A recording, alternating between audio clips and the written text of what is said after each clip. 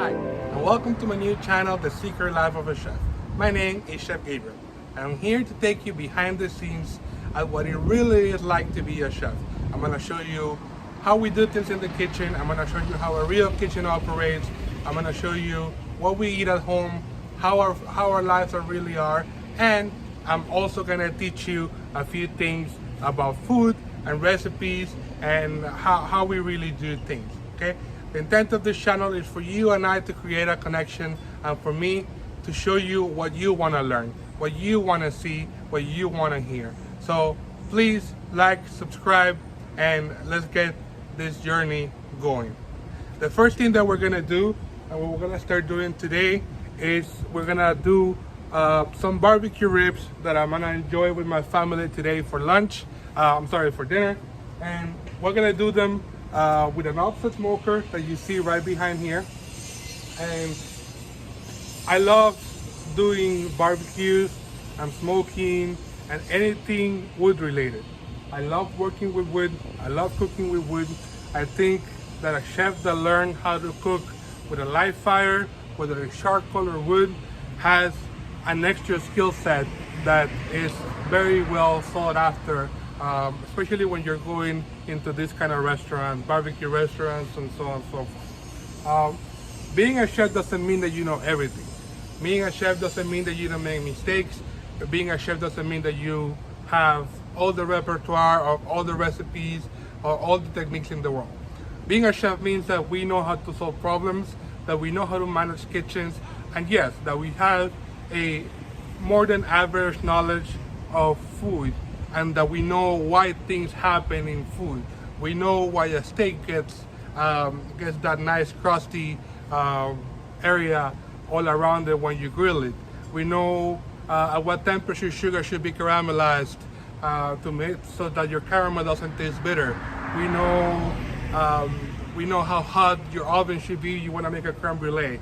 We know how long you have to rest your dough before you can start working the pasta so you gain elasticity and it doesn't snap back on you when you're trying to roll it. So it's not about knowing everything, it's about knowing why things happen in the kitchen, why things happen in the culinary industry, okay? Same thing goes for staffing, same thing goes for coaching, for guiding, for identifying talent, for developing talent. Anything that you can think of, this is what I'm here to show you, this is what I'm here to teach you, and this is why I decided to create this channel. Okay? So the first thing that you're gonna learn today is how to light wood. And this process that I'm gonna show you works exactly the same way for wood as it does for charcoal. Okay? So what kind of wood am I using? It depends. Okay? It depends where you are, it depends what the intent and what the purpose of your fire is. If you're using, if you're lighting a fire just to do a bonfire or anything of sorts, any kind of wood works, okay? You can go to Publix, you can go to any supermarket or any major store, and you can find bundles of wood that you can use for bonfires and for fire pits. Now, that wood is intended exclusively for the use of bonfires and fire pits. They're not intended for cooking, so do not use that wood for cooking. And maybe in another video we'll go into the details of why you cannot use that wood for cooking. And then for cooking, it depends on where you're using it. So if you're using, for example, if you're using a wood burning oven in your restaurant, or you have a wood burning oven at home, and we'll get into that more a little bit later, you want to use something like oak, for example. Oak has the particularity that it burns really, really hot and it burns fast, okay? So it doesn't give you any particular smell, it just gives you heat, gives you fire, and that's what you want when you're using a wood burning oven. You want that high heat, especially if you're doing pizzas in it. You want that oven to reach 8, 9, 1,000 degrees, 800, 900, 1,000 degrees in the oven, okay? That's what you want. When you're doing pizzas, you want fast heat, you want high heat, you want that pizza to go in and out as fast as possible, 20 seconds, 30 seconds max. So if your oven is not too hot, it may take up to 90 seconds, but it's a very, very, very fast process. However, when you're doing barbecues and when you're smoking, you want, depending on what kind of flavor you want in your final product, is the type of wood that you're gonna use. Me, I'm not too particular on the kind of wood that I use, as long as it's something aromatic. I love apple wood, I love peach, I love hickory, I love mesquite, I love live oak. You name it, I use it. For today, what I'm using is buttonwood and live oak straight from Florida. I have a local purveyor of wood right here in Homestead, Florida, that provides me all of my wood. And he usually asks me what's the purpose of the wood is. What am I cooking? Am I smoking? Am I grilling?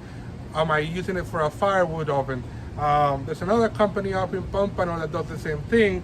They're more of a commercial style, but they have any kind of wood that you can imagine. They have clean dry wood, which is the one we use for pizza ovens and for wood burning ovens, and they also have your aromatic woods, hickory, peach, apple wood that we use for smoking and grilling and such. So another thing, if you go to any of your big department stores like Home Depot, like Lowe's, or any of these major hardware stores, they will usually also have either wood chips or wood chunks that you can use if you don't have a big smoker, or if you don't have a big grill, or you just want to impart a little bit of flavor into something that you're smoking at home or in a restaurant. You can use that as well. There are other smoking techniques that we're gonna go in more depth in a different video, but you can use smoking guns, you can use 2 hotel pans with a perforated hotel pan in the middle. There's a lot of things that you can use just to impart that flavor. Of course, the result is not gonna be the same, but if you're just looking for that little bit of smokiness in your meal, in your food, then I will teach you those techniques. Technique is a word that you're gonna be hearing a lot in these videos, that we're gonna be discussing a lot, because everything is in the technique. If you know the technique, if you know the process, you can do anything you want. Okay, it's not about the recipe. The recipe is just a guideline for you to follow in order to get that flavor profile.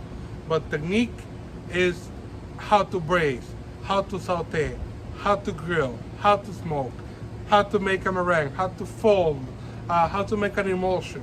Those are the things that we're gonna go into in depth in these videos, aside from everything else that we talked about already. And that's what I want you to take from this videos. I want you to learn the technique. Once you learn the technique, you can adapt those techniques to any recipe that you come, and you will know how to identify different techniques for different applications. And that's the most important thing. Okay, so we're gonna go into lighting wood. It's very commonly used in the US to use lighter fluid in order to light either charcoal or wood or any kind of live fire. Now, I don't like it. I completely disagree with it. They say that when you put the lighter fluid and you light it, the smell goes away. I don't believe that's true. I believe that when you use lighter fluid to light your fire, that smell of gasoline or of a lighter fluid remains in the food, and it permeates the food that you're cooking. Me, I'm a very simple man when it comes to these kind of things, and I use only 3 things to light my wood. A piece of paper towel, and it doesn't have to be paper towel. If you're buying charcoal that comes in those paper bags, you can use just a piece of the paper bag. A box of matches that you get at the 99-cent store, and a little bit of oil. Any oil you have, vegetable oil, canola oil, it doesn't matter. You just want to use what the oil does. Once it permeates the napkin, it prevents it from burning too fast and from going off too fast. Okay, obviously don't use any expensive oils, don't use any grapeseed oil, don't use extra virgin olive oil, and that's not because it doesn't work, it's just because you're wasting your money and you're wasting a perfectly good oil in something that doesn't require. So as you can see, I built a little, kind of like a little nucleus or a little well on the bottom of my smoker, okay, with some firewood. I'm gonna go ahead and I'm gonna put my napkin right in the middle. All right. I'm gonna take a little bit of oil and I'm gonna fill that hole about a quarter of the way. Okay. I'm gonna fill the napkin, and that oil is gonna permeate the whole napkin. With a match, we're gonna go ahead. Oops, that one broke. We're gonna go ahead and we're gonna light.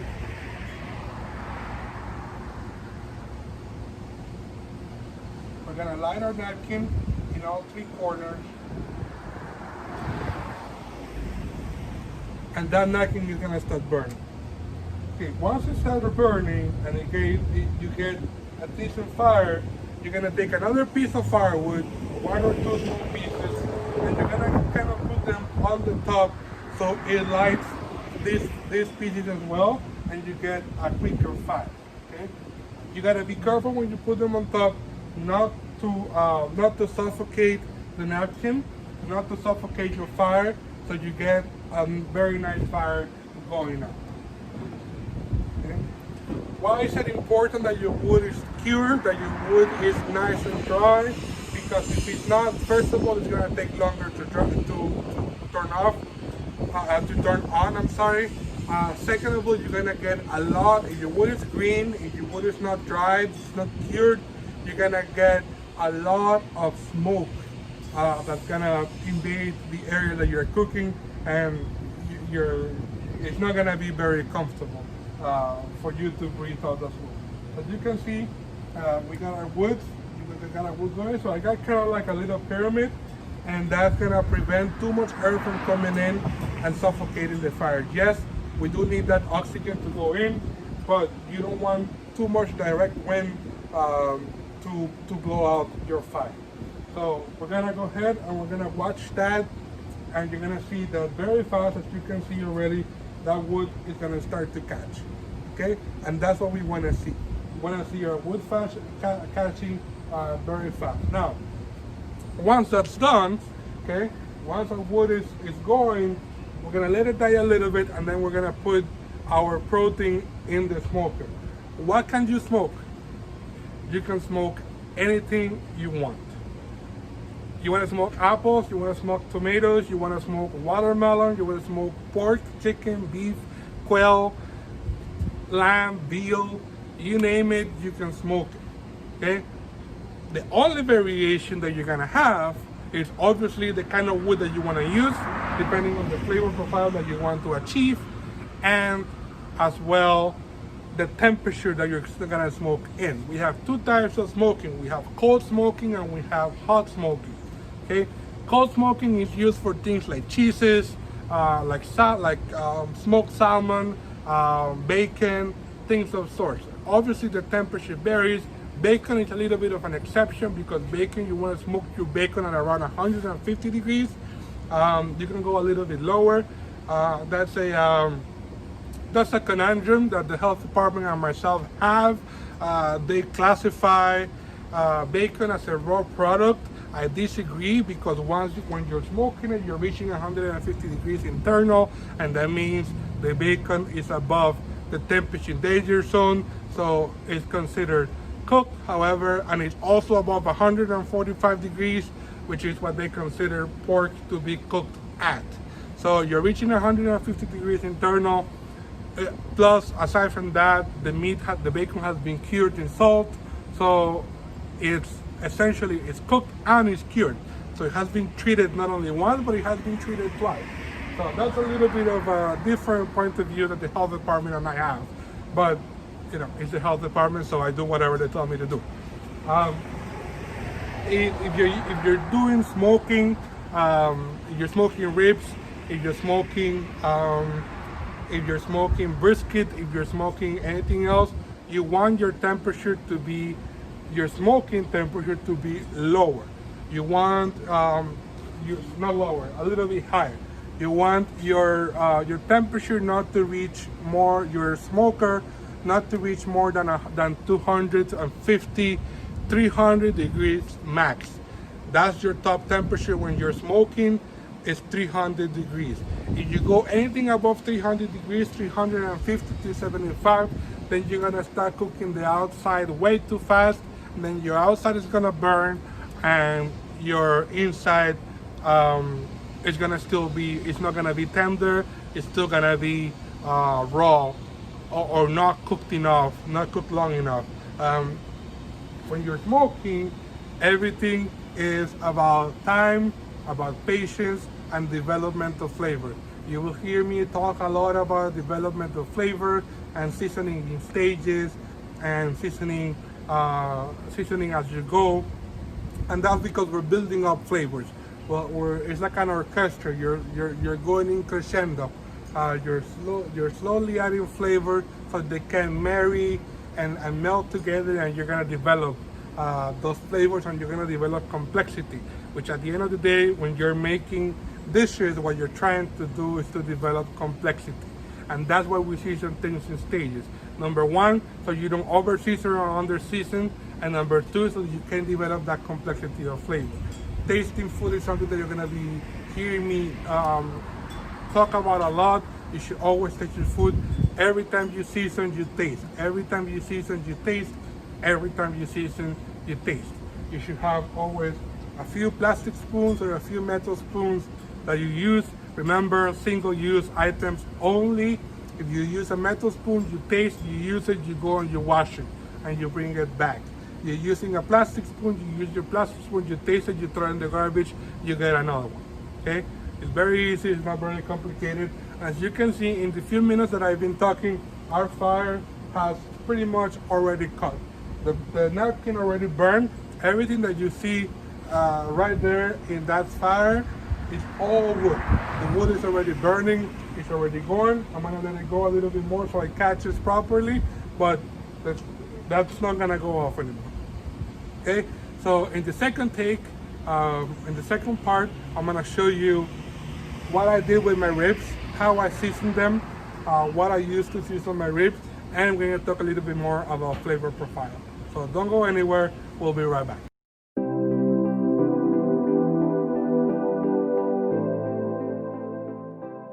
I have our beautiful spare ribs over here, okay?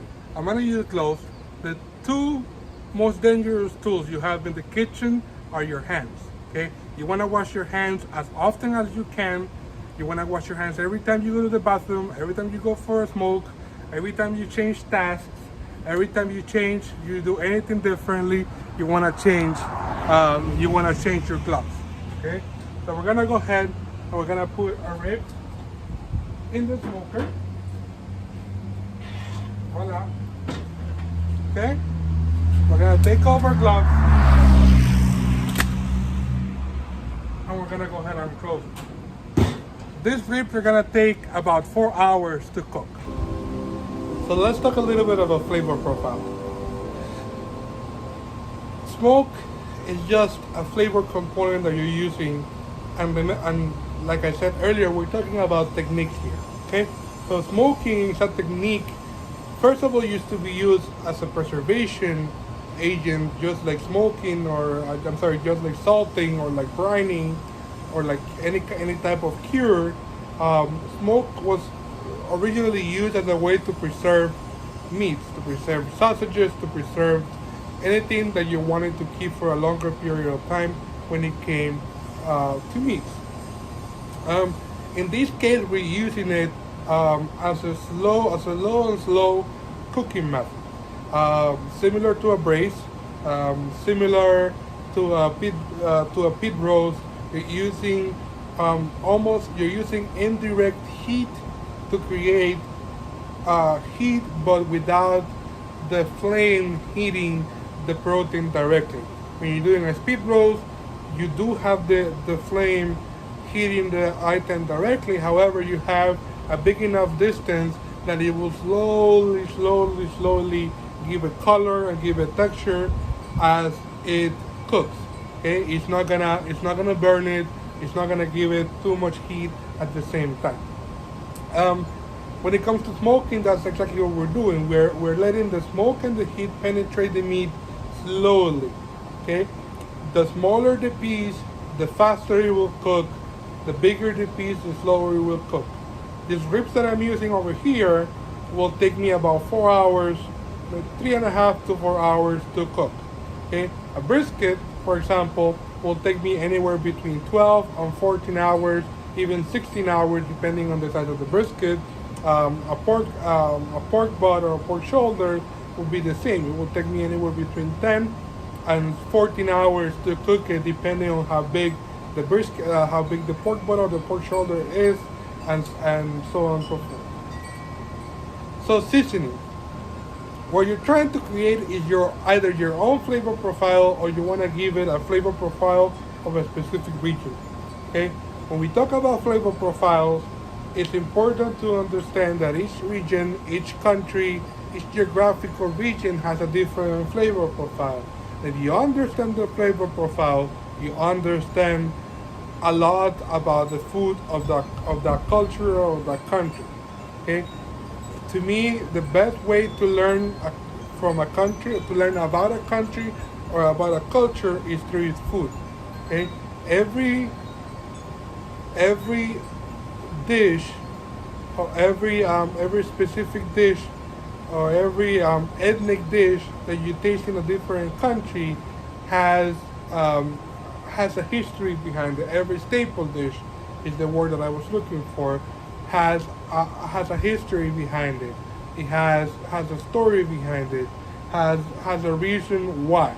Okay. Remember, like I said earlier in the video, the reason why chefs are chefs is because they understand why things happen. Okay. They don't make things happen because they were lucky or because they got lucky. We make things happen because we understand why it happens. We understand what's gonna happen when you put a piece of meat in the smoker and you wait 16 hours. We understand what's gonna happen if you sear, if you take a piece of porterhouse or an ear strip or a ribeye steak and you put it on a very hot pan or in a very hot grill. We understand what's gonna happen if you take egg whites and you beat them to a soft pick, and then you fold them slowly into a base of egg yolks and cheese and other ingredients, or chocolate, for in the case of a sweet souffle. So understanding why things happen is how we do things. Understanding flavor profile is how you can know a lot of cultures and a lot of cuisines. Let me rephrase that. Not a lot of cultures, because cultures are a lot more complex, but you can understand a lot of cuisines based on basic flavor profiles. So, for example, we're talking about Asian cuisine. What are the main flavor profiles of Asian cuisine? Ginger, garlic, scallions or green onions, and then a lot of fermented bean paste, a lot of fermented chili paste in the case of sambal. So, understanding the flavor profile, any dish that you make using those flavor profiles will have an Asian twist, or will have an Asian essence. It may not be traditional, okay?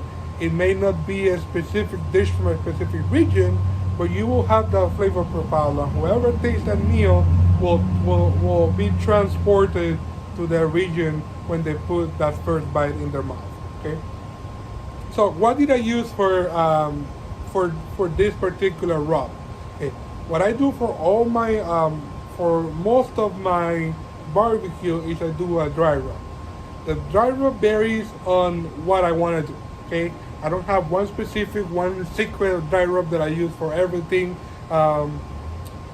One of the things that I love to use, because I think it gives a great depth of flavor to a lot of items, is garam masala, which is a spice mix from India, and Chinese five spice, which, as the name says, is a mix of five spices that comes from China, and it's used a lot in Asian cuisines and in regions of China. There's no such thing as a Chinese cuisine, by the way. Okay? There's about 234 regions in China, and each of those regions has a different flavor profile, has a different way of cooking things, different dishes that are staple, and there are staples in that area. So if anybody tells you that they know Chinese cuisine, they're lying to you, because there is no way to know 234 regions with 10 or 15 dishes each region. We understand the flavor profiles. We can identify more or less, depending on which region it is, more or less what the flavor profiles is specific to the region, but no one can tell you that they know 100% Chinese cuisine. Yes, you can get a certain expertise on the most common dishes that are out there and the most common cuisines that are out there, just like Cantonese, like Szechuan, for example. Cantonese cuisine and Szechuan cuisine are two of the most popular Chinese cuisine. So yes, you can get a great understanding on those type of cuisines.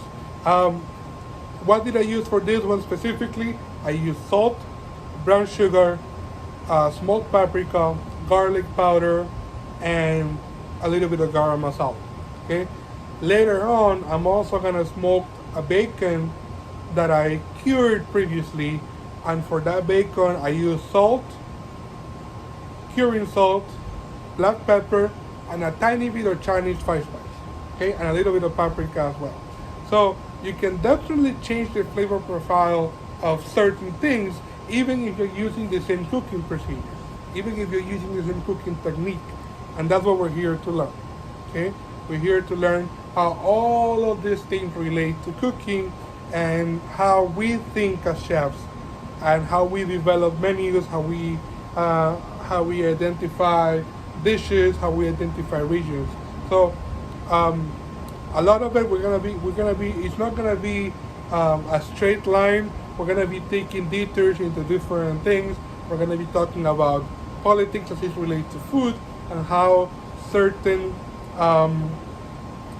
policies in certain countries have created certain trends that people don't associate with politics or with policies, but that actually affects and has created trends and has created certain products that we now take for granted, but that didn't always exist. So we put the ribs already in the smoker. I had to move over here because my phone was getting super hot. I'm in South Florida and it was about 100 degrees when I was doing the video earlier. So my phone got super hot. That's why I had to move here. I actually had to put my phone in the freezer for about 5 minutes so it would cool down. Little funny story there. But this is pretty much gonna be how our videos are gonna go. Of course, this is the first video I'm recording, so I'm not expecting it to be perfect, but everything is about trial and error. I promise you that the next videos are gonna be with a better quality audio, better quality video. Filming this video with my phone because my Amazon package hasn't arrived with my batteries for my DSLR camera and my batteries for my lavalier microphones. So this is gonna be the first video for my new channel. If you like the videos, click like, subscribe, and then hit the little bell at the bottom so you can get notifications when new videos are posted. Comment, go on my Instagram, The Secret Life of a Chef. Leave me comments. Let me know what you think about the videos. Let me know what you want to learn. This is a channel that you and I are gonna create together. Anything you want to learn, I will promise you that I will try my very best to do a video regarding that topic. We have a lot of cool things coming. Anything that you like, anything that you didn't like, there's no boundaries regarding either constructive criticism. Make sure the criticism is constructive. You come and insult me, I'm simply not gonna answer the comment. That's not what we're here for. I'm here to try to I'm here to teach you and show you as many things as I can and what I know. Obviously, you think something could be done better in the channel. This is for you, and I do this for you from the bottom of my heart. So please like, subscribe, and I'll see you in about 4 hours when those ribs are done. I'm gonna show you what they're supposed to look like and what we do to make them perfect about 1 hour before they're done. Okay, so I'll see you soon. Don't go anywhere. Hi, and welcome back to the video. So it's been about 2 hours since we started our process of cooking our ribs, and you can already see the beautiful color that our ribs got already. So what I have over here is a little solution that I created. You can use just apple juice and a little bit of water or whatever you want, just to keep your ribs moistened. This is just a plastic bottle I bought at the hardware store. However, I use it exclusively for food purposes. So don't put any chemicals in it. Keep it exclusively for your food purpose. So all you do is we splash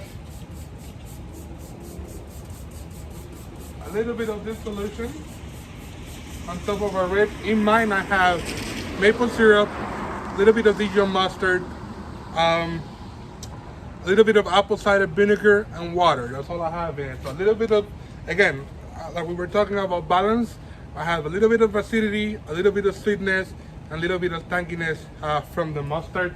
And we also have a little bit of sweetness in the ribs as well. So we're gonna get them a little bit, give them a little bath. We're gonna take our ribs now, and we're gonna flip them over. Okay? We're gonna flip them over, and we're gonna give them another little spread.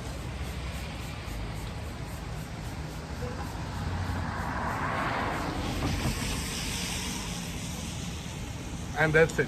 We're gonna go ahead and we're gonna cover them again. Okay? And we're gonna maintain our temperature about 200 to 250 degrees. You can tell it doesn't take much to maintain the heat. Okay? I have a few logs, whatever is left in the bottom, and I just added a fresh log of wood. That's all you need to maintain 250 degrees, 200 to 250 degrees. You don't need to pile it up with wood. A few logs to start a fire, and then you add one log every so often when your heat starts going down. So that's all you need. Okay. And while we're here, I'll introduce you to my four-legged kids. I have one baby girl, which is 2 years old, who is 2 years old, or is gonna be 2 years old next week. Over here is Princess. Princess, say hi. And that over there is Brownie. Okay, Brownie and Princess. So we're gonna leave our ribs here for another hour or so. Now the trick is gonna be on the last hour. In the last hour, we're gonna take the ribs, we're gonna wrap them in aluminum foil. We're gonna put them back in the grill. That's gonna allow the aluminum foil to work almost as a secondary oven, and it's gonna allow them to cook, to give it the final cooking time without drying the meat out.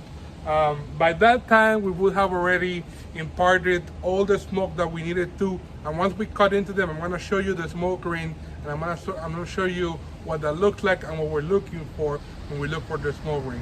So don't go anywhere. We'll be back.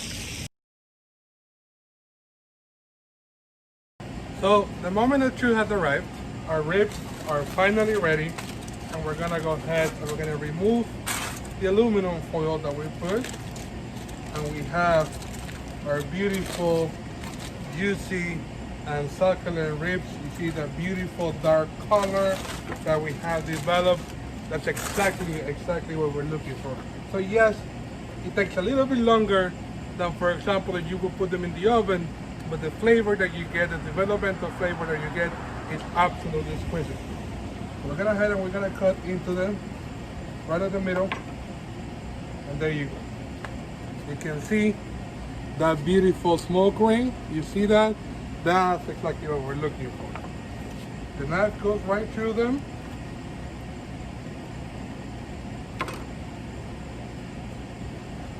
Look at that. They're nice and beautiful. And look at how juicy they are. They're beautifully tender, but they're not breaking apart.